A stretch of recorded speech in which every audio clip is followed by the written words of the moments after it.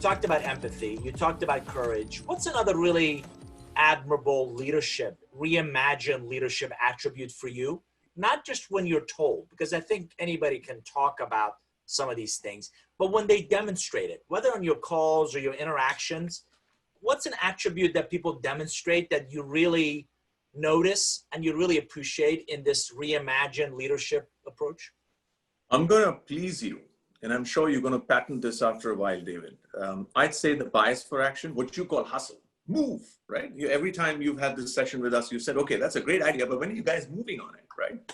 So I think the bias for action, the hustle, right? That's something that I think is most in demand right now, right? You can hypothecate till the end, but if you don't move and you don't create a future for yourself today, you're going to be extinct. So yes, that's going to be a very, very strong quality that we're prioritizing. So in all of our leadership sessions, you actually have been taking notes. There you go.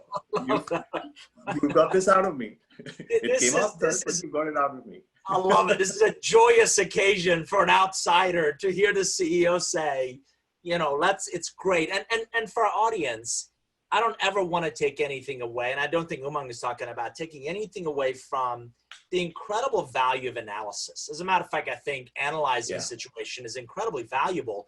But at some point, there's got to be a sense of urgency to move forward with, let's go with prudent risk, with sufficient due diligence. Let's go test this idea. Let's go build a hypothesis and test this idea. And by the way, my mother-in-law and your cousin twice removed isn't the answer. Let's go talk to the target audience of, are we onto something? And we could be completely off base. But if we don't get out of our comfort zone and our offices to go talk to people, we're never going to know if that idea was even worth, you know, the problem that we're trying to solve. I agree. And I think you're right, David. I've also noticed that a large section of who we would eventually go out to speak and get feedback was the same set of people, right? They were just, it was basically rebuttal, but it was basically the same set of people. And today, we're going out. So it's an interesting thing. We were talking about medical conferences, you know, the doctor conferences recently. You know, we go out to doctors to get advice on what they would like covered as content. But suddenly there's this new realization that the experience we want to leave behind is very different in a digital conference versus a in-presence conference. So now we're talking to people who are good in the digital side of things. It's a completely new audience, right? So one of the things that this world is, you are going to see a new set of partners, collaborators, right? Maybe even customers, right? They're going to be very differently profiled.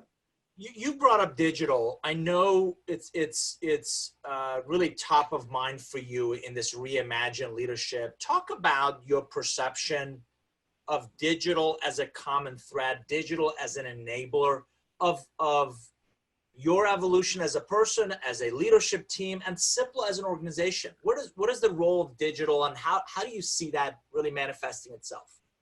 I think it's a huge accelerator. It's a huge enabler. And for several of us, David, where industries are fragmented, right, and they exist in silos, digital is a great way to build adjacencies, right? And leverage the power of those adjacencies to go ahead. And pharmaceuticals, unfortunately, is an industry that was the least digital, right? And I think it's now beginning to change, because if you go to anyone and you ask them, what are the two industries that are going to disrupt? They're going to come and tell you healthcare, and they're going to say education. Right. And so we're in that industry, and we're in the midst of this disruption. My own sense is this is a big enabler, I think. But having said that, there are three things that we consider for a digital project. And in fact, this was something that came out of a conversation I had with another one of a good friend and a management consultant. And he told me that basically you're looking for experience, and it's a different experience, right? You're looking for scale and resilience, and you're looking for efficiency. And he said, anything that you do in digital, you ought to be looking at these three screens, right? Because if you're not looking at these three, it can't be the same physical experience replicated in digital. That doesn't cut it. It doesn't build a power moment, right? And so too for scale, efficiency, and resilience. So I think these are the 3 or 4 factors we're looking at. We have various, again, fail fast, move, adapt programs on. But it's largely about acceleration, David. It's more about enabling the business. And you know, continuously running into, I run into more and more teams and organizations that are actually building that solution digital first, right? We can always do a traditional process or a paper-based whatever later. Let's build it as a potential mobile app. Let's build it as an optimized cloud-based tool to kind of really drive, as you said, a different experience, an accelerated process, fewer steps and dependencies, and something that can scale. And we can deploy this globally. So you're exactly right in that digital, I believe, has an opportunity to not incrementally, but profoundly change what we do and how we do it. And the sooner you embrace a digital approach to problem solving, to creative problem solving, the sooner you're going to take ownership of, you know what, why not? Why can't we build a quick and dirty mobile app that will do these 75 things that we've always done manually, right? The best CEOs you and I know are the constant optimists, but Umang, they're also a realist. What's your biggest concern about Cipla reimagining its leadership? What are you most concerned about in the team's ability to transform, in the organization's ability to pivot, maneuver, and really adapt to these changing market demands at an accelerated pace?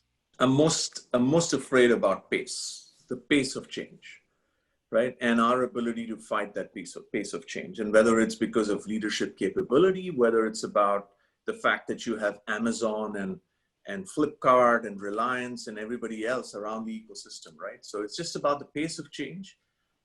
And our ability to adapt with this pace of change, our leaders, our organization, to make sure that our relevance stays the way it has for 85 years. That's what I'm the most, I would say, afraid of.